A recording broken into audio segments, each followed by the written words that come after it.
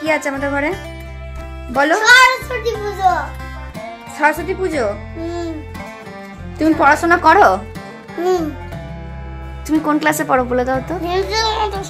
বাবালে, বলছি এইসব ইউটিউব করে এরা পয়সা পাবে, পয়সা পেয়ে চ্যানেল বাজা খাবে।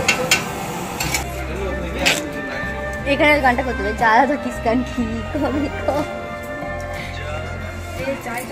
এই গান শুনছে।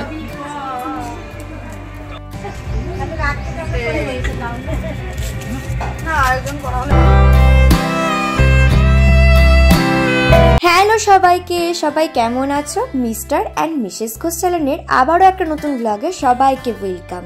সবার সরস্বতী পুজো সঙ্গে ভ্যালেন্টাইন ডে কেমন কাটলো? আজকের এই ভিডিওটা কিন্তু সরস্বতী পুজোর দিনের। শুধু যে বাঙালিদের সরস্বতী পুজো আর ভ্যালেন্টাইন ডে তা নয়, আজ আরও একটা দিন যেটা ভুলে যাওয়া আমাদের প্রত্যেকটা ভারতীয়দের পক্ষে অসম্ভব। আজ হলো ব্ল্যাক ডে। ভিডিও শুরুতেই সেই পুলওয়ামা অ্যাটাকের প্রত্যেক শহীদ সৈন্যদের আত্মার শান্তি কামনা করি আর তাদের পরিবারের প্রত্যেক সদস্যদের ভালো থাকা আর সুস্থতা কামনা করে আমার আজকের ভিডিওটা শুরু করলাম। সরস্বতী পুজোর ঠিক আগের দিনে জোর কদমে প্রিপারেশন স্টার্ট হয়েছে। একদিকে হচ্ছিল প্যান্ডেল আর একদিকে আমি ঘরে ডেকোরেশনে কাজ করছিলাম আর আমার বাবা বসে বসে মোবাইল ঘাঁটছিল। এইসব প্রিপারেশন নিতে নিতেই আমার দিদি, রাজাদা মানে আমার জিজিউ, তাতন আর সুমিদি চলে এসেছে। তাতনকে আমি জিজ্ঞাসা করলাম কি হবে আমাদের ঘরে, বলো না। দেখেছো কি দুষ্টু, আমি ভিডিও করছি বলেও ও ইচ্ছা করে ওরকম ভাবে অ্যান্সার দিল।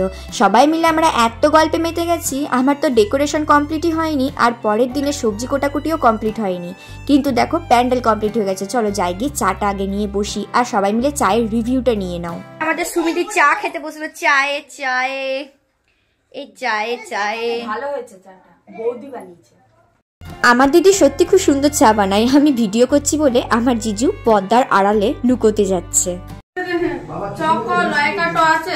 আছে আমাদের ঘরে যে কোনো কথা বানান করে করে হয়, যেগুলো সিক্রেট কথা। কারণটা একটাই, সেটা হচ্ছে এনার জন্য আমাদের ঘরে যে কোনো সিক্রেট কথা সত্যি বানান করে করে বলা হয়। যখন ও নিজে বানান শিখে যাবে তখন আর বোধহয় আমরা সিক্রেট কথা বলতে পারবো না। এই যে দেখো, অবশেষে আমাদের গল্প কমপ্লিট হলো আর সুমিদি বসে পড়লো পরের দিনের জন্য সবজি কুটাকুটি করতে।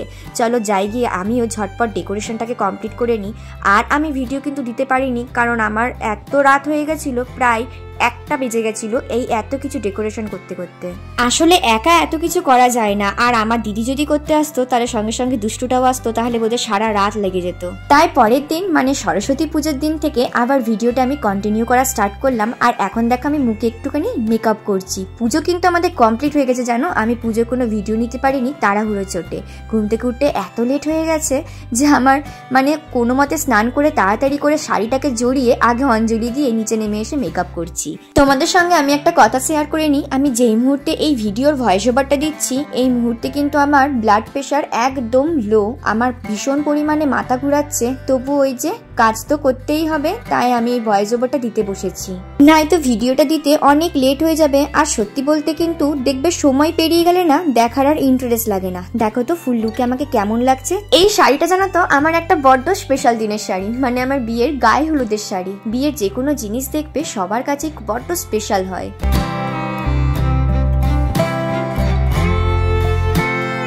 তবে আমার এই ব্লাউজের ডিজাইনগুলো একদম অপছন্দ। দাঁড়াও তোমাদেরকে দেখাই। এই দেখো, এই ব্লাউজের ডিজাইনগুলো না আমার একদম ভালো লাগে না, কিন্তু আমি এটা কেন কিনেছি জানো তো? এটার কালারে প্রেমে পড়ে। আমি ভেবেছিলাম পরলে হয়তো ভালো লাগবে, কিন্তু না, আমার একদম ভালো লাগছে না। আমার না এই ব্লাউজের ডিজাইনগুলো কেমন জানি না মনে হয় যে ব্লাউজের নিচটার কাপড়টা শর্ট পড়ে গেছে, তাই দুটো দড়ি লাগানো হয়েছে। আমি জানি না, হয়তো সবার খারাপ লাগতে পারে, কিন্তু যার যেটা পছন্দ আর কি।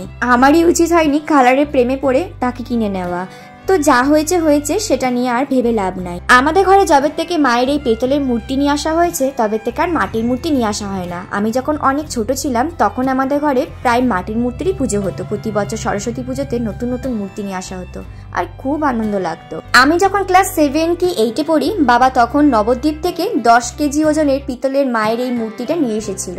তবে থেকে আর অন্য কোনো মূর্তি নয়, এই মূর্তিরই পুজো করা হয় যেহেতু এটা প্রতিষ্ঠিত। আর আমাদের ঘরে সরস্বতী পুজো জানা তো অনেক পুরনো। আমার যখন জন্ম হয় তারও আগের থেকে, এমনকি আমার বাবা মায়ের বিয়েরও অনেক আগের থেকে, প্রায় 40 বছর ধরে রাখো আমাদের এই পুজোটা। আগে ঠিক যেমন ভাবে হতো এখনো ঠিক তেমন ভাবেই হয়। আমি তো আর তখন দেখিনি, কারণ আমি তো তখন জন্মই নিইনি। তাই আমি বড়দের কাছ থেকে গল্প শুনেছি আর আমি ফটো দেখেছি।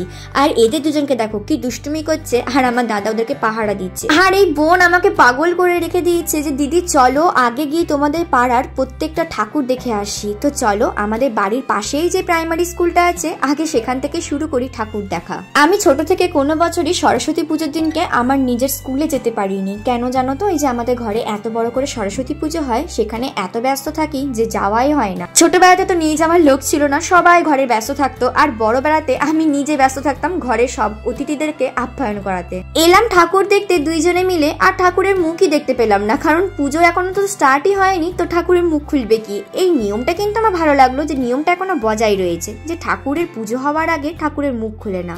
এখন তো সব কিছু কিছু নিয়ম যেন হারিয়ে যাচ্ছে আমাদের এই স্মার্ট যুগে। তো যাই হোক, সেগুলো নিয়ে আর ভেবে লাভ নাই। যাই গিয়ে আমাদের মাঠের প্যান্ডেলে ঠাকুরগুলোকে দেখে আসি। আর মাঠে যেন 3খানা পুজো একসাথে হচ্ছে, কিন্তু আলাদা আলাদা দল। একটা দল হচ্ছে এইটা, এই দেখো এখানে একটা কুড়ে ঘর বানিয়েছে, কি সুন্দর। এখানেও কিন্তু পুজো এখনো স্টার্ট হয়নি, এমনকি ঠাকুরের মুখও খোলেনি এখানে। চলো যাই গিয়ে দেখি পাশের প্যান্ডেলটাই ঠাকুরের মুখ খুলেছে কিনা, আর প্যান্ডেলটাও দেখে আসি। এখানে দেখো ঠাকুরে কিন্তু মুখও খুলে দিয়েছে, এমনকি মনে হয় পুজোতে বসবে কিছুক্ষণের মধ্যে। ঠাকুরটা কি সুন্দর লাগছে না? আর এই প্যান্ডেলে ঠিক সোজাসুজি আরো একটা প্যান্ডেল হয়েছে, আর এখানে কিন্তু পুজো কমপ্লিটও হয়ে গেছে, এমনকি পুজোর প্রসাদ বিতরণ করছিল। তো চলো যাই কি আমরা আমাদের পাশের আরো একটা পাড়ার পুজোর প্যান্ডেলটা দেখে আসি ওখানে কেমন বানিয়েছে।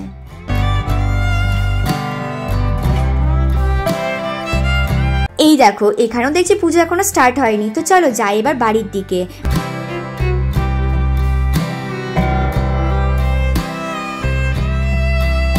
আমরা বাড়িতে আসতেই চলে এসছে আমার ছোট মাসি, মানে আমার মাসুমণি আর আমার মেশো। এই যে আমার মেশো। আর আজকের পুরোহিত কে বলতো? ওই যে সবুজ রঙের পাঞ্জাবি পরে যে দাঁড়িয়ে আছে, ও কিন্তু আজকের আমাদের পুরোহিত। ছোটবেলাতে যতই মা ব্যস্ত থাকতো না কেন, আমার কিন্তু একটা বায়না অবশ্যই থাকতো, সেটা হচ্ছে আমাকে শাড়ি পরাতেই হবে। এই বোনগুলোকে দেখে সেই বায়নাটার কথা আমার মনে পড়ে গেল।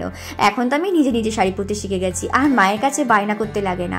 এই দেখো আমার বড় হাজির হয়ে গেছে, আর এসে গাড়ি রাখার যেন আর জায়গা খুঁজে পাচ্ছিল না। আমাদের পুরোহিত কিন্তু আমাদের বাড়িরই ছেলে।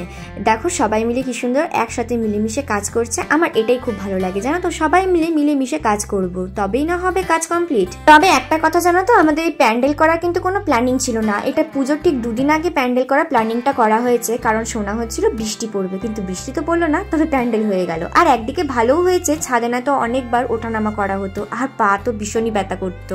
বাড়িতে যখন কোনো অনুষ্ঠানে সবাই মিলে একসাথে হই হুল্লোড় করা হয় না, আমার খুবই ভালো লাগে। আমার তো মনে হয় আমি যেন একটা কোনো গোল্ডেন ডে পার করলাম। আর এখন তো একটা সুবিধা হয়েছে, সব জিনিসের যেন তো একটা ভালো দিক আর একটা খারাপ দিক অবশ্যই থাকে। যেমনই সোশ্যাল মিডিয়া, একটা অবশ্যই খারাপ দিক আছে আর একটা অবশ্যই ভালো দিক আছে। সেটা হচ্ছে এই যে ইউটিউবে আমি এই গোটা একটা দিনে সুন্দর মেমোরিজকে কালেক্ট করে একটা ভিডিও বানিয়ে আমি যে ইউটিউবে আপলোড করলাম, এটা আর যাই হোক আমার চ্যানেলে সারা জীবন থাকবে। যখন আমার এই দাঁতগুলো ভেঙে যাবে, তখনও আমি আমার ফোনের মধ্যে বসে বসে এই ভিডিওগুলো দেখতে পাবো। তোমাদের সঙ্গে গল্প করতে করতে দেখো চলে এসেছে আমার 2 মামি, দিদা, বোন, ভাই। এবারও তো মনে হচ্ছে আড্ডাটা আরো জমে যাবে।